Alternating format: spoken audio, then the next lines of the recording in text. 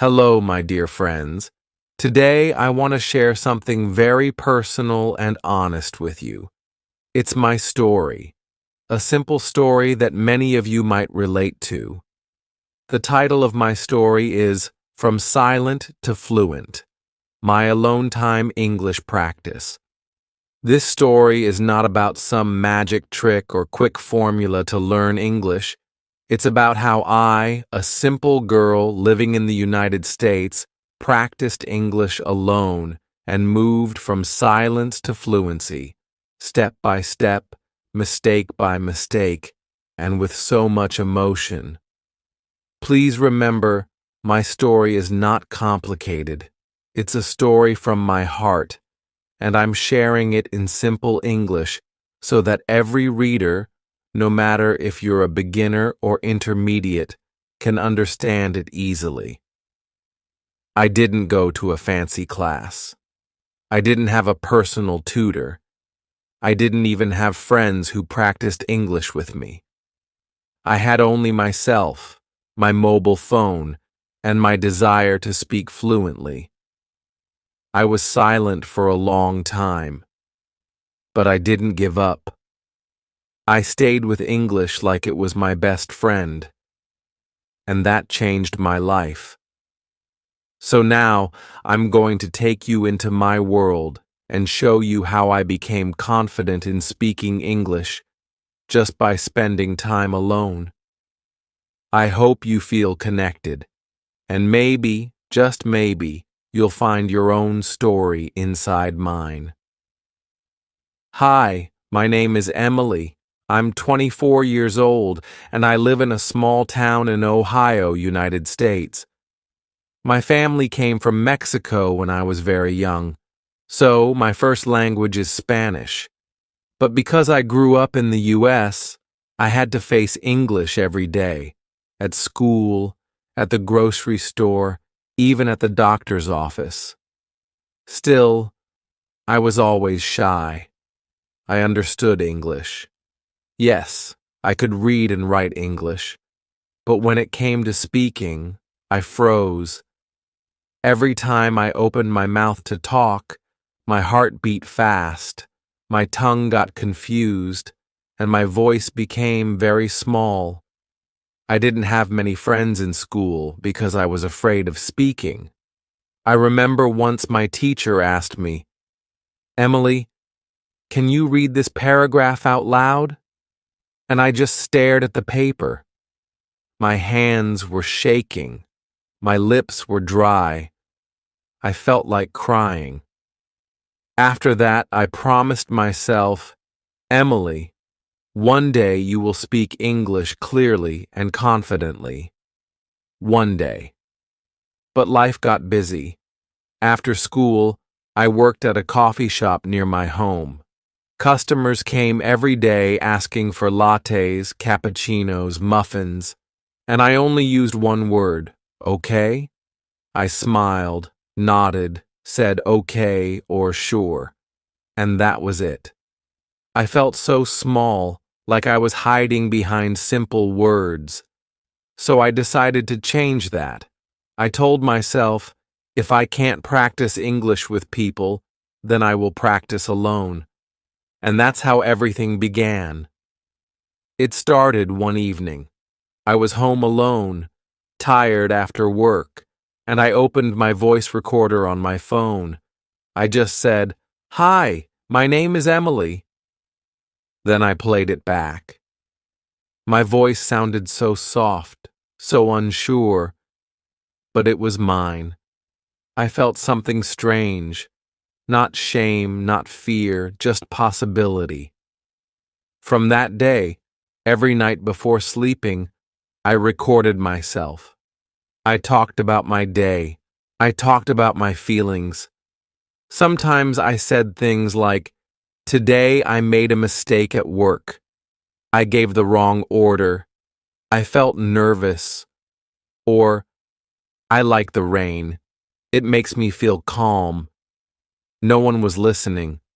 It was just me and my phone, but I was speaking, and every day I spoke a little more. One day, I looked in the mirror and said, "Emily, how was your day today?" And I answered in English. I know it sounds silly, but talking to myself became my daily practice. I did it while brushing my teeth, while cooking, while walking to work. I asked questions like, "What do you want to eat? How do you feel? What's your dream?" And I answered everything in English. I also started watching short English videos on YouTube, cooking shows, small vlogs, podcasts with subtitles. I would pause the video and repeat what the person said. I would copy their pronunciation. I didn't understand everything, but I didn't care. I was falling in love with English. After a few months, I noticed something.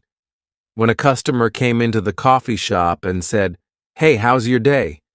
I didn't just say, "Okay." I said, "It's going well, thanks. How about you?" That small sentence felt like a big victory, and I kept going.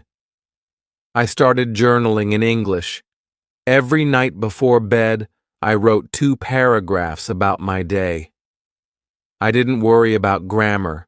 I didn't check for mistakes. I just wrote from my heart. I remember one entry that said, "I feel proud today."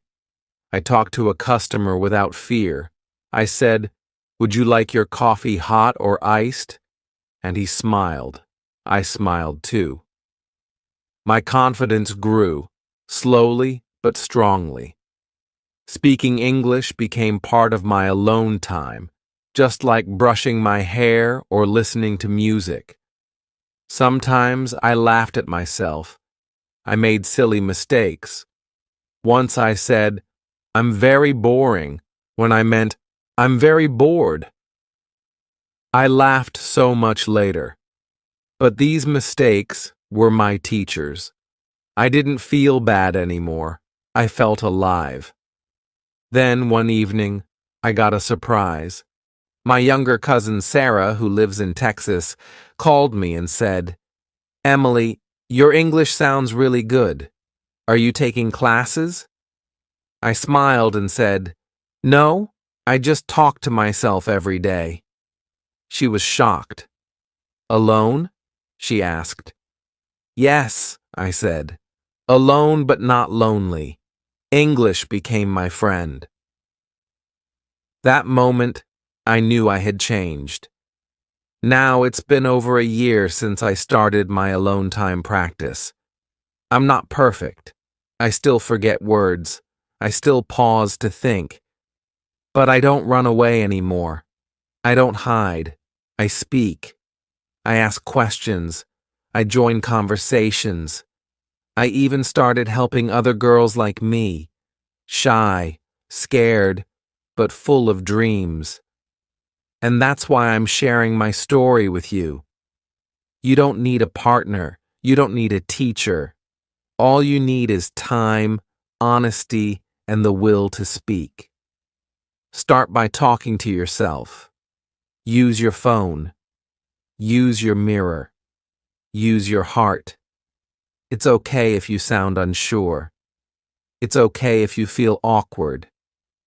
What matters is that you try again and again. A few weeks later, I felt a new spark inside me. After sharing my recording with Sarah, I realized I wanted a bigger challenge and real listeners, not just my phone. So, one Saturday morning, I opened my laptop and searched Free English Conversation Group United States. My heart pounded as I clicked on a local meetup for language exchange in Columbus, about 2 hours from my small town. I remember driving there, gripping my steering wheel, rehearsing a greeting over and over. "Hi, I'm Emily. Nice to meet you." When I arrived at the cozy coffee shop that hosted the group, I saw circles of people laughing and chatting. My stomach twisted. For an instant, I thought about turning back, but then I remembered every night spent talking to myself, every mistake that became a lesson. I breathed deeply and walked in. A kind woman spotted me and waved. "You must be Emily. Welcome," she said, handing me a name tag. I slipped it on and joined a circle. When it was my turn, I stood, smiled shakily, and said, "Hello, my dear friends. I'm Emily, and I've been practicing English alone for a year. Today, I want to meet real friends." Everyone clapped and cheered. My cheeks warmed, but I felt proud. We paired up and chatted in 5-minute segments. My first partner, Daniel, asked me about my job. I said, "I work at a coffee shop. I love making lattes." Then I asked him, "What do you do?" And he shared his story. For once, I felt the joy of real back-and-forth conversation, the pauses, the laughter, the mutual understanding. After the group, someone suggested I join their Facebook page for weekly online meetups. I did. Soon I was talking to people from New York, California, even Canada. Sometimes the Wi-Fi was bad and voices cut in and out, but that only made it more real. I learned to ask, "Could you repeat that?" And, "I'm sorry, I didn't catch that." Those phrases became my allies. Back home, I kept my nightly recordings, but now I reviewed them differently. I would listen for expressions I had learned at the meetup and in the online group, and I'd practice them until they felt natural. One evening, I played back a recording of myself saying, "I'm looking forward to our next conversation." My voice sounded confident. I smiled at the speaker on my phone. Spring turned into summer, and I decided to volunteer at my local library's English Conversation Corner every Wednesday afternoon. I set up tables, printed picture cards, and greeted learners with, "Good afternoon. Let's talk about our favorite movies."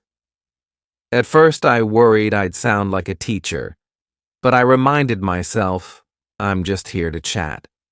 We talked about summer plans and ice cream flavors. I felt happy others found their words the same way I once searched for mine. One sunny July day, the library director asked if I'd like to lead a small workshop on solo speaking practice. My pulse raced, but I agreed. I titled it, "Talk to Yourself: Simple Steps to Fluency." I shared my story, how a recorder app and a mirror became my practice partners. I demonstrated the journaling technique and led the group in a short self-recording exercise. Afterwards, several attendees thanked me and said they felt hopeful. That evening, driving home under a pink sky, I realized how far I'd come. From silence behind the coffee counter to standing in front of an audience, guiding them. My alone time practice had become an invitation for others to find their voice. Fall arrived, and with it came a chance to travel. I booked a weekend in New York City, partly for fun, partly to test my English in a bustling environment. As soon as I stepped out of Penn Station, I said to myself, "Okay, Emily, let's speak." I asked directions to the nearest museum, ordered a hot dog from a street vendor, and even struck up a conversation with another solo traveler on the subway. Each exchange felt like a small celebration.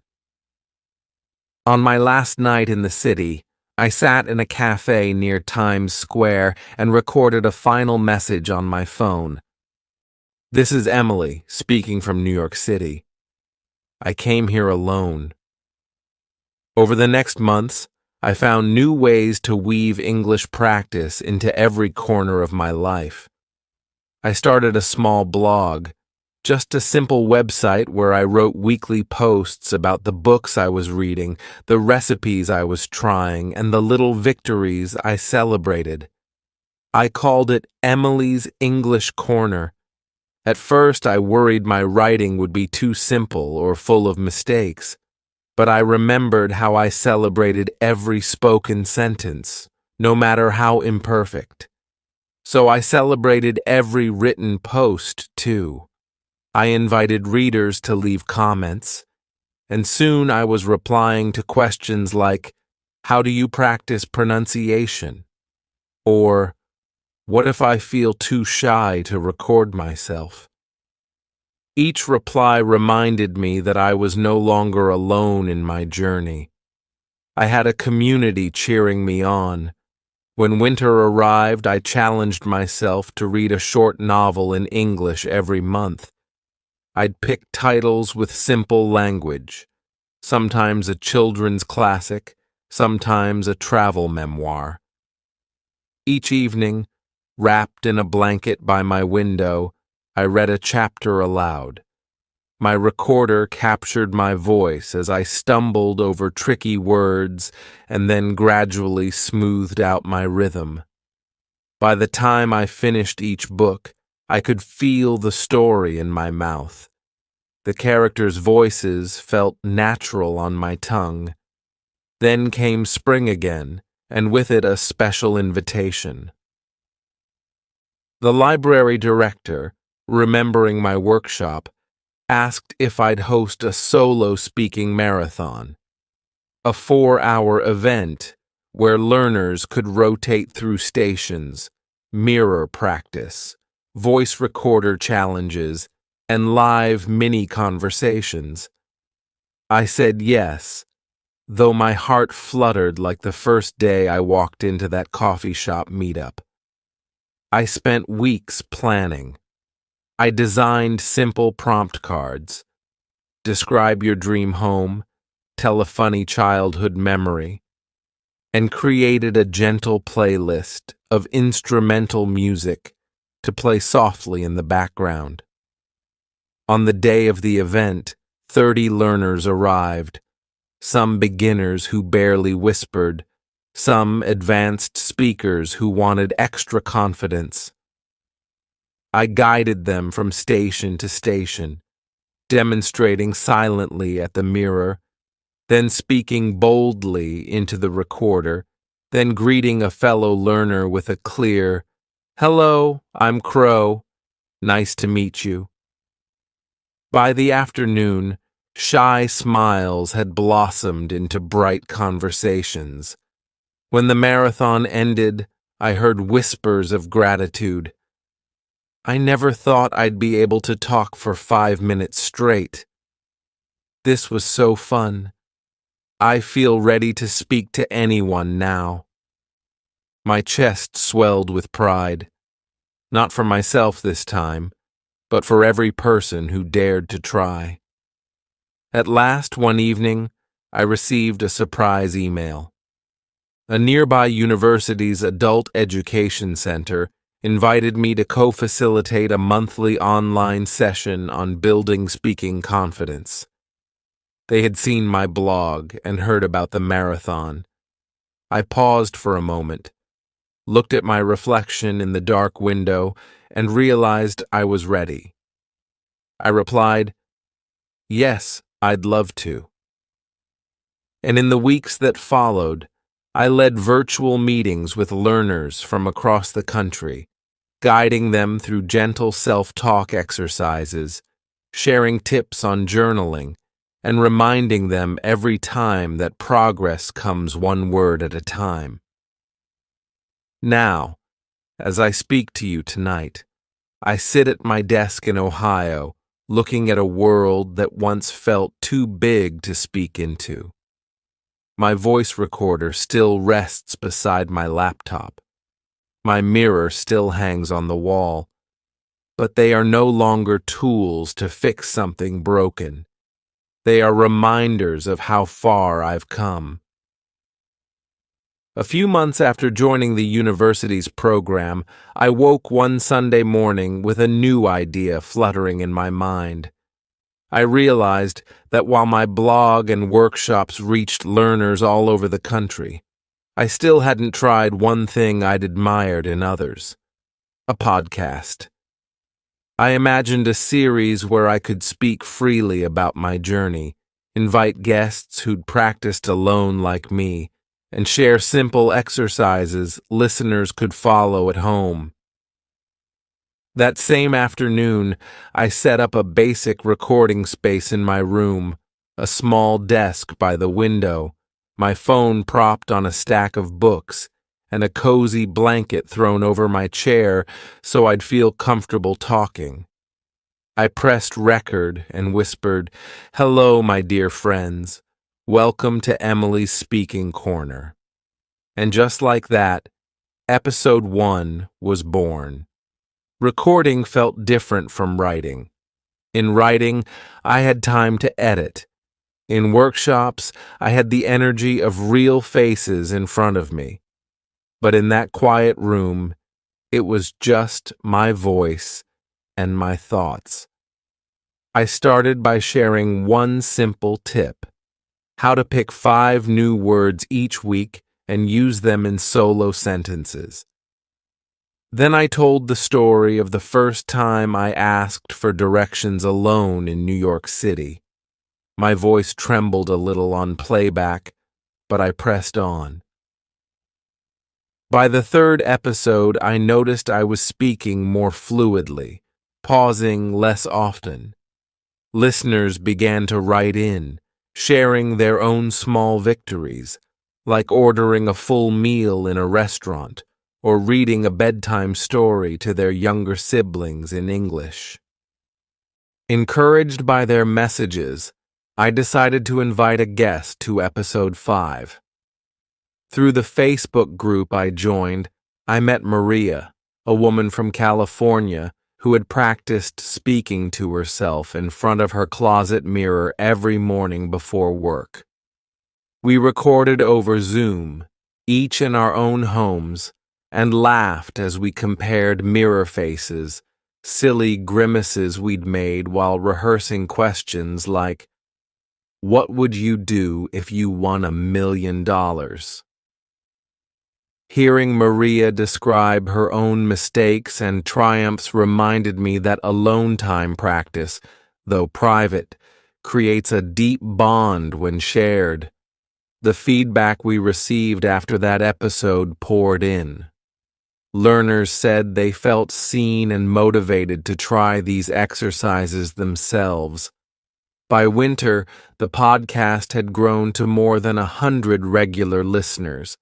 I began receiving invitations to speak on local radio stations and to contribute short articles to community newsletters. One snowy evening, I drove to a small AM station in Columbus. Under the dim studio lights, I sat across from the host and found myself talking almost effortlessly about the power of self-talk in language learning. When we signed off, the host smiled and said, "Emily, your voice is warm and genuine. You make people believe they can try this too." In that moment, I realized that the shy girl who once hid behind, "Okay," had truly found her strength. Spring returned again to Ohio, and with it came a surprise email. A producer from a national public radio program had listened to my podcast and wanted to feature me in a special on creative language learning. My heart fluttered as I prepared. I chose 3 anecdotes: the coffee shop recorder sessions, the solo speaking marathon at the library, and the first podcast collaboration with Maria. On the day of the interview, I spoke from the same mirror-lit corner where I'd begun my recordings. When the broadcast aired, I heard my story echoing across the dial, and I imagined listeners in small towns and big cities pressing play and feeling, perhaps a little less alone. With renewed confidence, I embarked on another project, writing a short ebook titled Whisper to Word, a guide to alone time English practice. I poured into it every exercise that had helped me: mirror prompts, voice recorder challenges, journal starters, and simple reflection questions. I wrote in a conversational tone, as if I were sitting across from the reader and passing them a warm mug of tea. When I finished, I uploaded it to my blog and announced it on the podcast.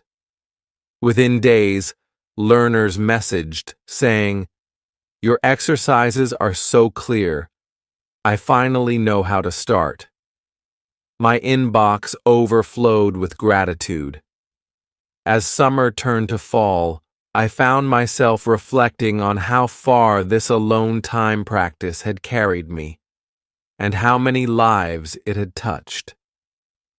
One crisp October evening, I received an unexpected message from a teacher in a rural high school in Montana. She discovered my ebook and used my mirror and recorder exercises with her students.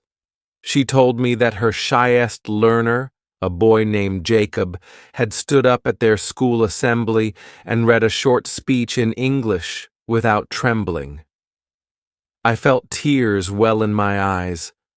My simple methods, born in my quiet bedroom in Ohio, were helping young people find their voices across the country.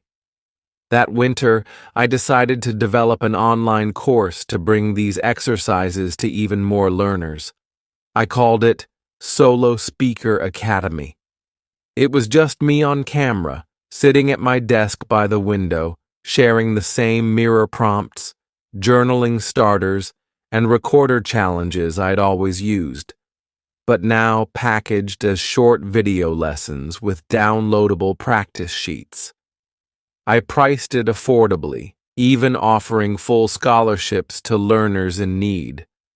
Watching my first cohort work through the modules, submitting their practice recordings, cheering each other on in our private forum, reminded me of my own first hesitant whispers. And when one student posted, "I finally ordered coffee in English today," I felt that old spark of pride all over again. Spring arrived with another surprise, an invitation to speak at a TEDx event in Cleveland. Standing on that small stage under the bright lights, I introduced myself. "Hello, my dear friends. I'm Emily from Ohio, and I turned my alone time into my greatest conversation partner." I shared the story of my first timid recordings, the library marathon, the podcast, and the academy.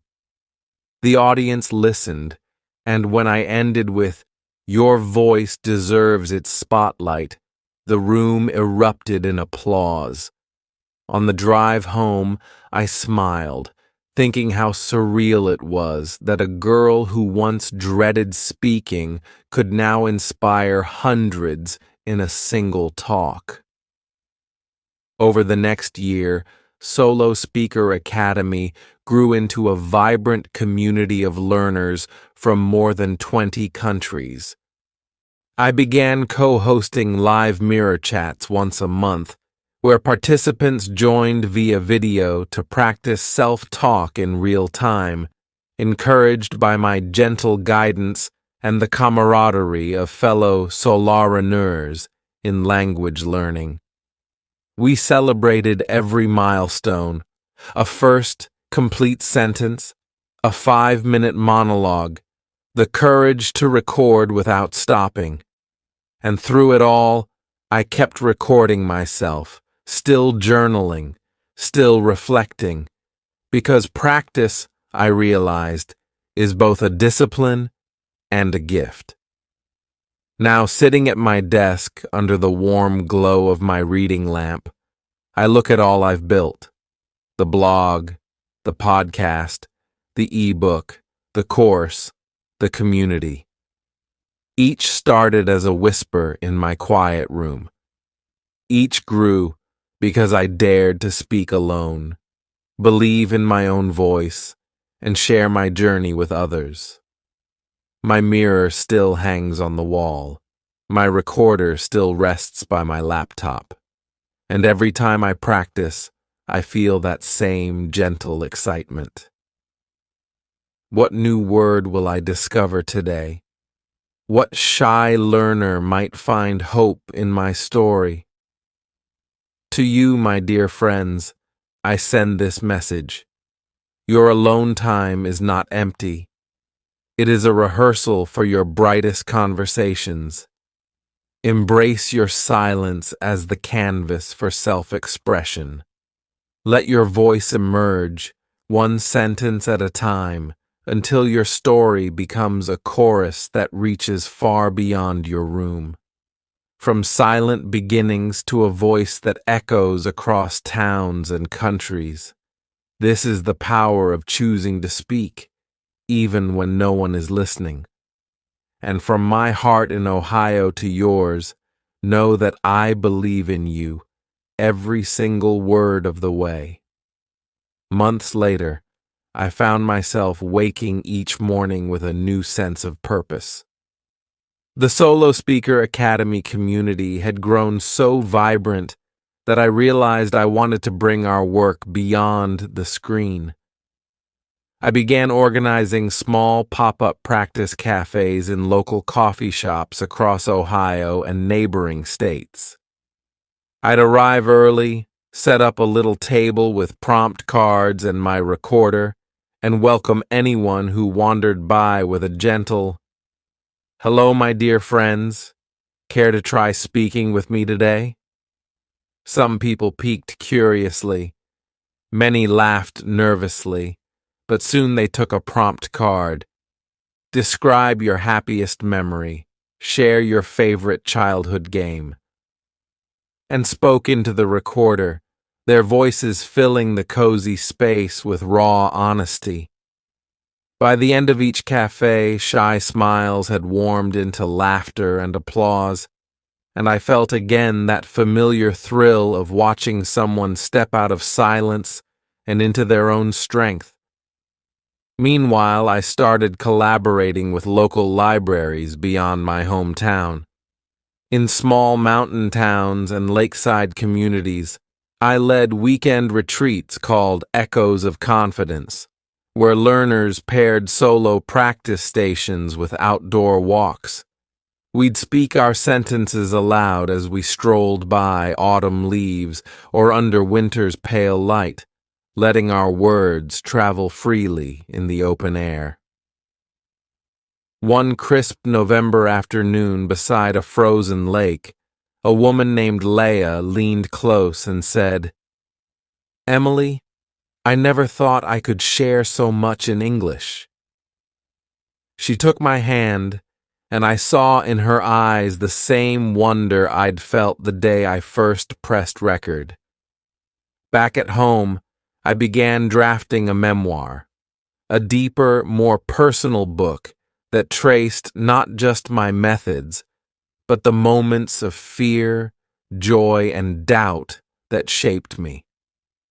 I wrote about the lonely nights when I felt too small to speak, the shaky recordings that became bedrock confidence, and the faces, Daniel, Maria, Jacob, Leah, whose journeys entwined with mine. As I wrote, I often paused, spoke a sentence into my recorder, and then returned to my manuscript, carried by the rhythm of my own voice. When the final draft was ready, I held the printed pages in my hands and thought, this is more than a book. It's a mirror for every learner who has ever whispered their dreams. Spring arrived once more, and with it, the memoir's publication. On release day, I hosted a live online launch beyond my usual podcast, inviting voices from 25 countries. We lit candles, we shared stories, We recorded our first chapters aloud, and as we spoke, I realized that what began with a single girl talking to herself had blossomed into a chorus of hope echoing across continents. Now, as I look toward the horizon, I feel both humbled and exhilarated. I am planning a nonprofit initiative to bring alone time speaking pods into underserved communities, offering quiet booths with recorders and mirrors in community centers and shelters. I dream of training mentors who will guide learners through self-practice workshops in remote villages and urban neighborhoods alike. And every step of the way, I'll keep pressing record, because my own journey reminds me that growth happens one spoken word at a time. My dear friends, this story continues in each of you. The silence that once felt like an obstacle can become your greatest ally. Speak, record, listen, and speak again. Record, listen, and speak again. Let your alone time practice shine as the spark that lights conversations in coffee shops, retreats by lakes, and stages under bright lights. From that first timid whisper to a chorus of confident voices, our journey reminds us that every word we dare to speak ripples far beyond our own rooms, into the hearts of friends, strangers, and fellow learners around the world. Below are several detailed tips and tricks to help you move from silent to fluent in your alone time English practice. Each one includes step-by-step guidance and examples so you can start applying them right away. 1. Record and review your voice. How to do it? Use your phone or computer's voice recorder app. Choose a simple prompt, e.g., describe your day. Talk about your favorite movie. Speak for 1 to 2 minutes without stopping. Even if you hesitate or make mistakes, listen back immediately. Note moments where you stumbled or mispronounced words. Re-record the same prompt, aiming to smooth out those spots. Why it works. You build awareness of your pronunciation and pacing. Hearing yourself objectively helps you target specific weaknesses. 2. Mirror practice for pronunciation and expression. How to do it? Stand facing a mirror with good lighting. Pick a short sentence or phrase from a book, podcast, or one you've written. Speak it aloud while watching your mouth, lips, and jaw movements. Notice whether your facial expressions match the emotion of the sentence. Repeat, gradually increasing sentence length or emotional intensity. Why it works. Visual feedback helps you develop more natural mouth positions for sounds. It builds confidence by letting you rehearse your next conversation in private. 3. Shadow native speakers. How to do it. Choose short audio clips, 30 to 60 seconds, of native speaker dialogue, news bites, interviews, or vlogs. Play the clip and try to speak in real time, matching the speaker's rhythm and intonation. Pause if you get lost. Replay a phrase, then resume shadowing. Record yourself shadowing and compare with the original. Why it works. You internalize natural stress patterns, linking word sounds and melody. It sharpens listening skills and reduces the translation lag in your mind. 4. Build a personal vocabulary journal. How to do it. Carry a small notebook or use a notes app. Whenever you encounter a new word or phrase, write it down. With definition in your own words, part of speech, noun, verb, etc., an example sentence of your own creation. At the end of each week, pick 5 to 10 entries to practice in spoken sentences. Record yourself using each in context. Why it works. Actively using new words cements them in your memory far better than passive reading. You learn words in your voice, making them easier to retrieve in real conversation.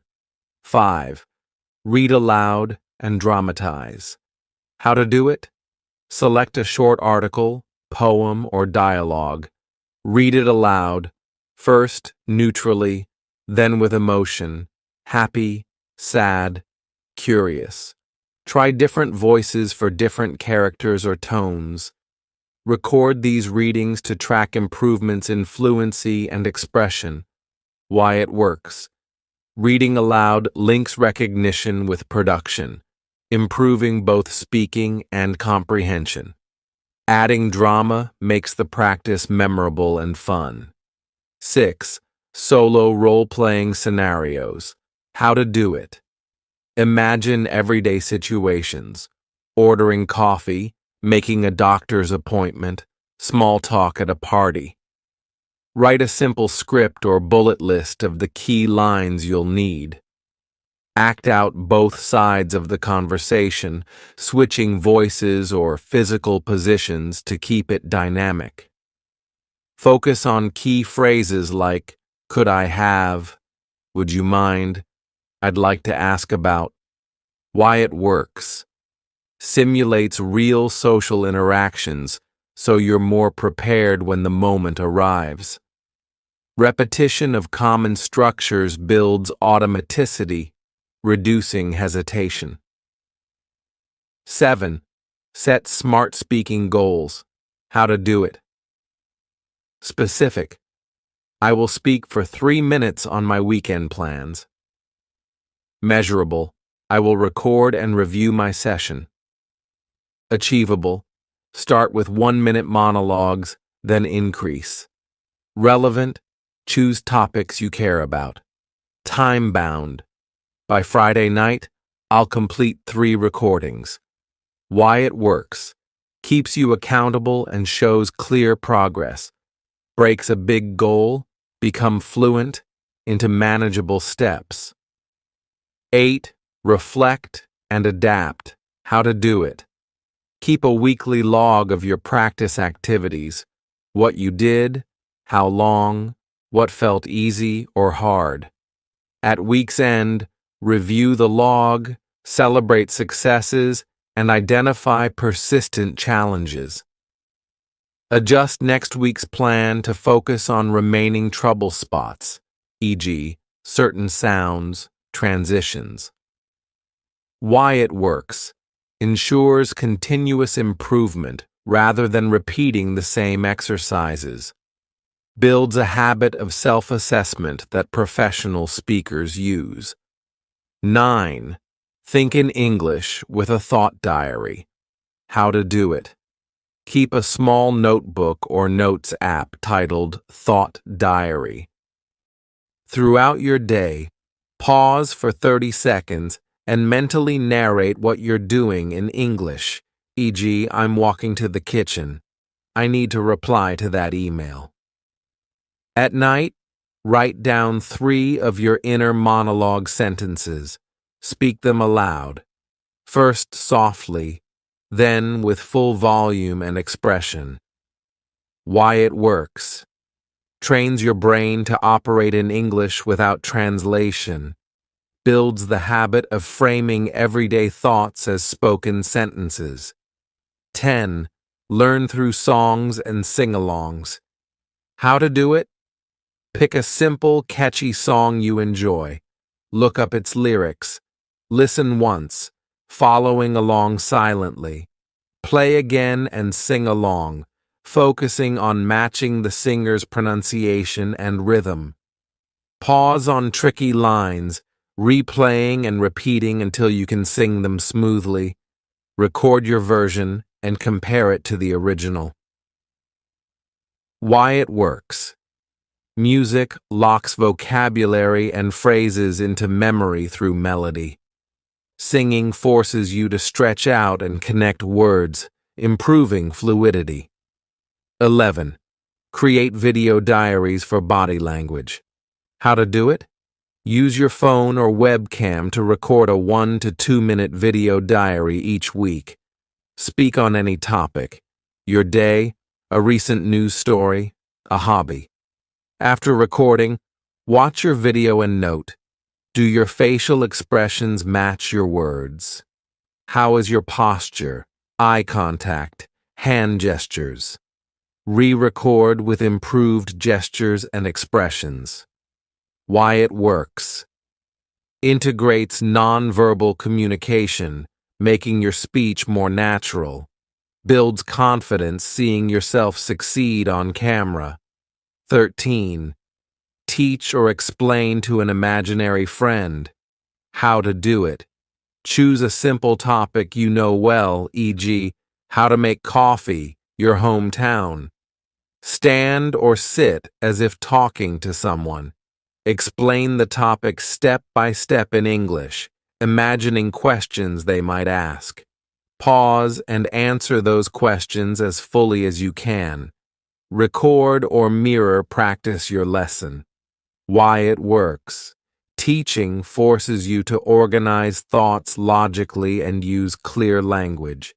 Anticipating questions expands your ability to handle unpredictable conversation. 13. Use flashcards with speech prompts. How to do it. On one side of each flashcard, write a new word or phrase. On the back, a simple definition. Shuffle and draw a card. Read the word silently, then cover it. Speak its definition out loud in a full sentence, e.g., resilient means able to recover quickly from difficulties. Flip the card to check your accuracy. Keep only the cards you stumbled on for extra review. Why it works. Combines active recall with spoken production, cementing both vocabulary and sentence structure. The quick-fire nature keeps practice dynamic and engaging. 14th. Improv storytelling with random prompts. How to do it. Collect 10 to 15 random images from magazines, online printouts, your photos. Shuffle and draw one image. Set a timer for 2 minutes. Improvise a short story inspired by the image. Describe the scene, characters, and action. Record or mirror practice your narration, then switch to a second image and repeat. Why it works. Trains you to think quickly in English and flexibly use vocabulary. Makes practice playful, reducing pressure around perfect speech. 15th. Master tongue twisters for clarity. How to do it. Choose one tongue twister, e.g., she sells seashells by the seashore. Say it slowly, focusing on each consonant cluster. Gradually increase speed while maintaining clarity. Record yourself at fast and slow paces. Listen for dropped sounds or slurred words. Why it works. Sharpens articulation and trains muscles for tricky English sounds. Builds confidence in challenging your pronunciation. 16th. Practice with AI conversation partners. How to do it. Use a chatbot or voice-enabled language app. Initiate a free-form conversation. Ask questions. Tell stories. Respond to prompts. Push beyond yes or no answers. Use follow-up questions like, why do you think that? Or, can you explain more? Review the transcript or recording to identify new expressions and fixes. Why it works. Offers instant, judgment-free interaction whenever you have time. exposes you to varied language patterns and vocabulary. By weaving these additional strategies into your daily life through music, teaching, improv, and even technology, you'll continue to transform alone time into your personal speaking laboratory. Pick one or two new methods each week and watch how your confidence and fluency flourish together. Happy practicing,